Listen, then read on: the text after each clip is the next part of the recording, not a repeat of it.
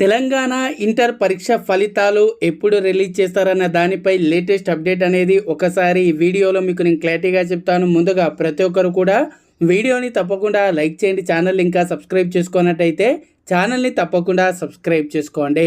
So friends, Telangana inter పరీక్ష ఫలితాలకు సంబంధించి ఈరోజు అప్డేట్ కనుక చూసుకున్నట్టయితే ప్రజెంట్ అయితే ఏదైతే పేపర్ కరెక్షన్ అనేది కంప్లీట్ అయిపోయినా సరే మళ్ళీ దానికి సంబంధించి రివెరిఫికేషన్ ప్రాసెస్ అయితే జరపడం అయితే జరుగుతుంది. ఈ ప్రాసెస్ అంతా కూడా మనకి ఇంకో 3-4 డేస్లో కంప్లీట్ అయితే అవ్వనుంది. ఆ తర్వాత మనకు 4-5 డేస్ అయితే కంప్లీట్గా ప్రాసెస్ అనేది కంప్లీట్ చేసి ఈ నెల 24 నుండి 27 ఈ 3-4 డేస్లో మనకు రిజల్ట్స్ అనేది రిలీజ్ చేసే అవకాశాలు అయితే ఎక్కువగా ఉన్నాయి. దీనికి సంబంధించి మనకి ఈ వీక్ ఎండింగ్లోగా అఫీషియల్గా ప్రెస్ నోట్ కానీ డేట్ కానీ అనౌన్స్ చేసే ఛాన్స్ అయితే ఎక్కువగా ఉన్నాయి.